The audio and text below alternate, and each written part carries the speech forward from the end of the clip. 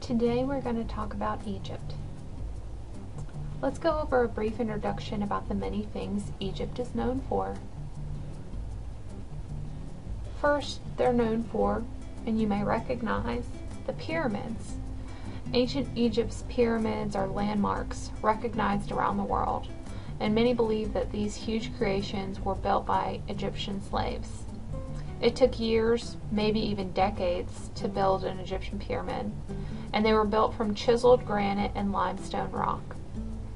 It's believed that rocks were pulled to each level of the pyramid by a system of ramps, and Egyptians may have used wooden hoists to help lift up and pull the blocks.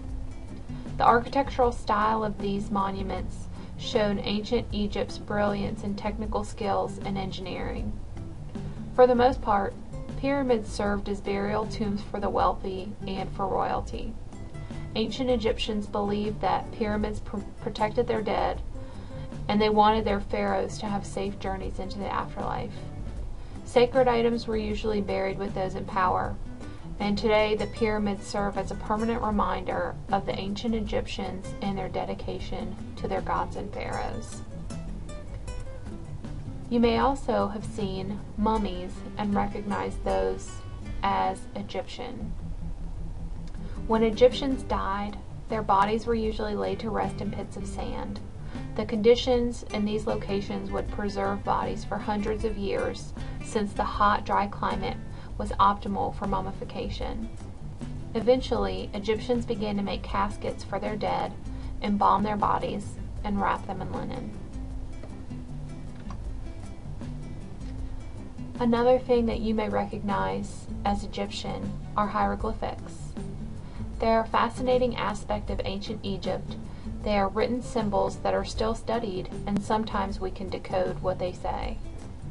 This system of communication has existed since around 3000 BC, and there are more than 700 hieroglyphic symbols just for words, and there are thousands of other symbols that represent individual sounds. You may also see and recognize pharaohs as Egyptian. Pharaohs were the leaders of ancient Egypt. For the 3,000 years that ancient Egypt thrived, experts estimate that more than 170 pharaohs ruled. The people believed that pharaohs were gods on earth, and they were responsible for ruling and caring for the people. Well-known pharaohs include King Tut, or Tutankhamun, Cleopatra, and Ramses II. The lifestyle of ancient Egyptians were very involved in their polytheistic religion. Polytheistic means that they believed in many gods. They had temples to their gods built everywhere, and religion played a major role in their recreational and leisure activities. Ancient Egypt was also an early civilization that required their civilians to pay taxes. Ancient Egyptians had high regard for their children and spouses, and women were free to vote and testify in court, though they still had to raise families and care for their homes. Marriages were often polygamous, meaning the husband could have more than one wife, and they would often have children with each wife.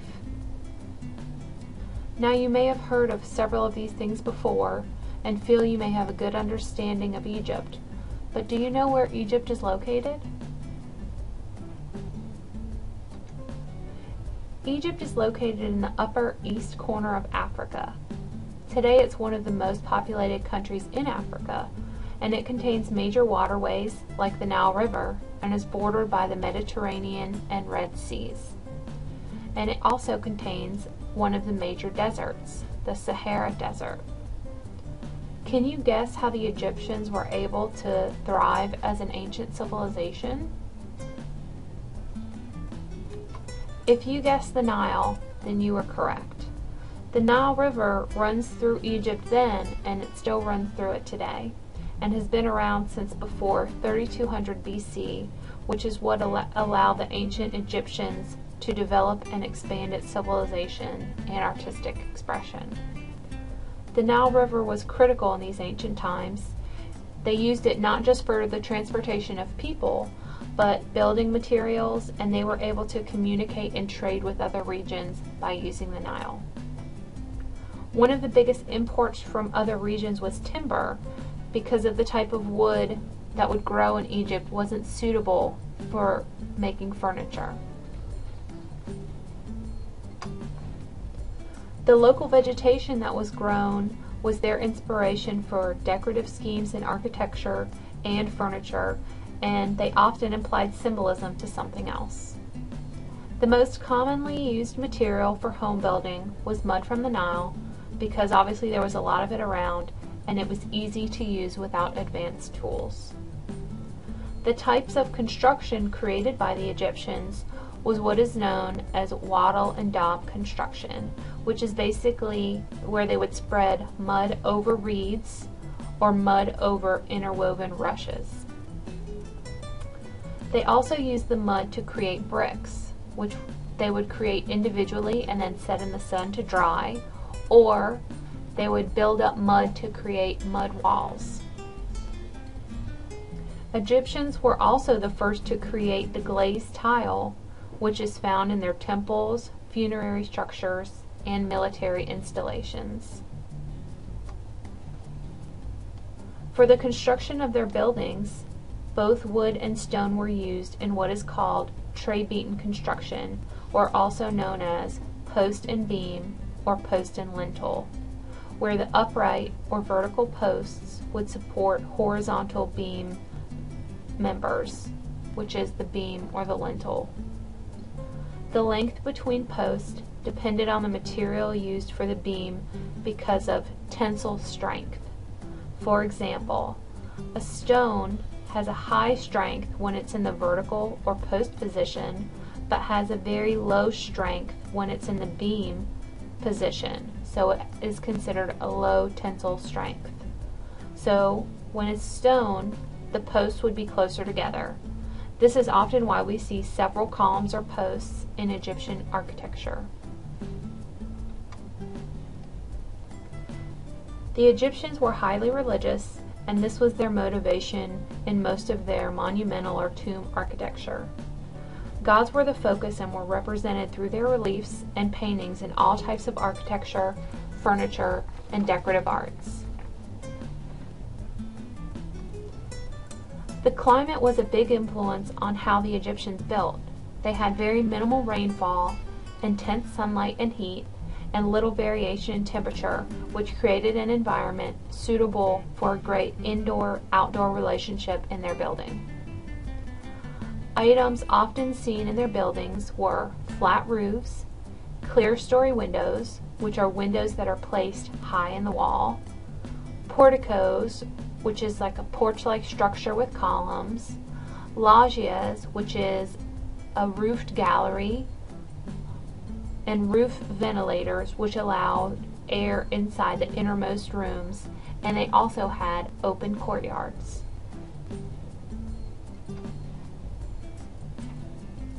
Most information about the Egyptian era has been discovered by pictures or carvings, excavations, and models of houses that were placed in their burial tombs. The pottery models provided a lot of info about the architectural features and things that influenced their interiors. Soul houses, which were the clay models that were placed in tombs, would often hold food offerings for their dead spirits to pass into the next world. From these models, it was possible for us to learn about their ventilation, porticos, columns, windows, and doors. A similarity between all the houses, no matter from what class, was the use of the tripart plan. It included reception rooms, a central hall or living room, generally with a higher ceiling than all the other areas, and this is where the clear-story windows would be, and then a private area. All buildings were built in the tripartite plan, which means it was made up of 3 parts. Temples consisted of 3 parts. The first part was where you entered, which was the plaion or courtyard, which had a portico. Then you would enter into the hypostyle, which was a hall with a ceiling or roof supported by columns. And then third, and in the furthest from the entrance, would be the naos, or sanctuary, which often had statues of gods. In a typical house, it was also divided into 3 parts. The first part, or entrance area, would be the reception vestibule. The second area would be the column central living hall. And then the third, or furthest from the entrance, would be the bedroom. From entrance to the rear of the house became accessible to fewer and fewer people and was more and more private, similar to how we build today. Egyptian society was sectioned by hierarchy, class, or status. The pharaoh or king, whose powers were divine and represented God on earth, had statues created for them. The middle class were considered the priests, mayors, governors, administrative and executive officials. And then the lower class were basically the skilled craftsmen or peasants. And depending on your class, you could recognize each person's class or status symbol by the size of their house, the materials used to construct their house, and the decor. All of the previously mentioned items influenced the ancient designs: the Nile River, its vegetation, the technology or construction techniques, climate, religion, and social hierarchy. Clay plaster, gypsum plaster, and whiting plaster were all used to prepare walls for decorative mural painting. Gypsum plaster was used in 3 ways. First, it was used to coat walls that had been clay plastered. Second, it was used to cover or level defects in the wall. And third, it was used to create surface irregularity if they were necessary for creating specific reliefs. Limestone was the most prevalent stone in Egypt and was also used for mural painting. Fresco is a type of painting done by the Egyptians where the paint is applied to wet plaster instead of waiting for the plaster to dry. Floors in their interior were made from mud plaster or mud brick of the Nile River. Liquid gypsum concrete was poured, or stone was used. Decorative themes used within the homes were based on plant and animal life seen in their surroundings. One theme often seen would incorporate the Egyptians' enemies painted on their floors, so they would be walking on top of them. Vertical movement was encouraged with their use of colors, the softest colors often used on the floor getting brighter and brighter as it went up to the ceiling, which would be the brightest. Walls would be decorated with paintings or reliefs, and often they actually hung mats or rugs similar to wall tapestries on their walls. Walls were often divided into 3 sections between the floor and ceiling, the dado being the lower part of their wall, the main field being the center part of their wall, which is where they would paint their Egyptian figures. And if you notice, they did not understand perspective, so oftentimes they'll have a body facing forward and the face painted to the side. And then third would be the frieze or cornice, and that was the area closest to the ceiling. Their windows and doors were constructed with a lintel, with a molding or cornice above, and these were often covered with thin sheets of gold or electrum or painted brightly. Columns were used for support, but also to encourage visual interest towards the ceiling. Each column consisted of a base, shaft, and capital. The capital is the top portion, which were carved and designed to represent plant life from the Nile, like in a palm, lotus, or papyrus plant. Their ceiling designs depended on social class. Lower classes had roughly cut, closely spaced beams shown in the ceiling, where in high class they had plaster ceilings that were painted. Oftentimes you would see geometric patterns, religious themes, or nature scenes painted on the ceiling. When looking at their furniture, the types of wood available in Egypt only allowed for short pieces of wood to be used, so the Egyptians created several joints. The scarf joint, which is one, joins two pieces of wood together at the end grain by providing a center block, similar to a dowel, between the two to hold them together. Other joints they created were the dowel and mortise and tenon joint. And here you can see a list of several types of joinery that is found in ancient Egyptian furniture. Wood was the primary material for furniture, but leather was also used, often inlaid with gold and silver, and two design types being prominent: marquetry, which is a representational design, which you can see here with the cats with people faces. And then there is parquetry. Parquetry is a geometric design.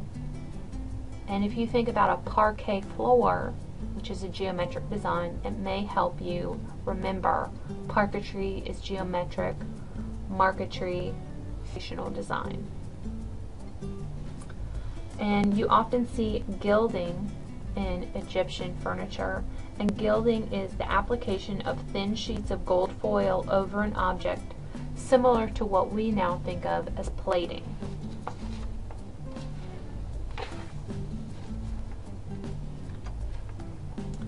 Egyptian seating included both stools and seats.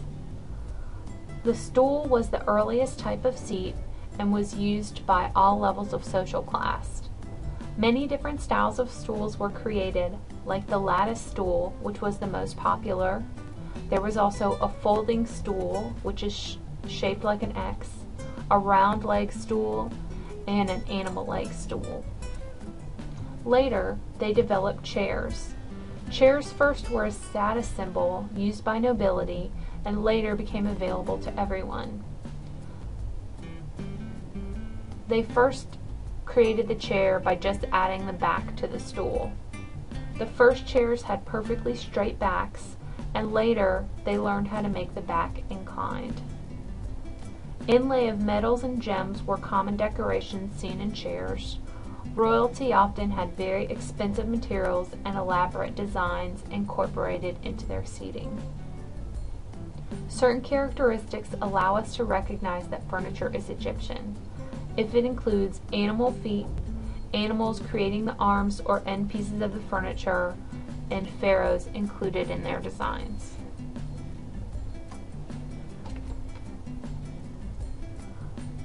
Looking at their beds, there were many variations, but all had many basic similarities. The frames had side rails that were rounded. Often they dipped in the center of the bed. Footboards were typical and were the most decorative part of their bed, and it was common for them to be divided into 3 sections.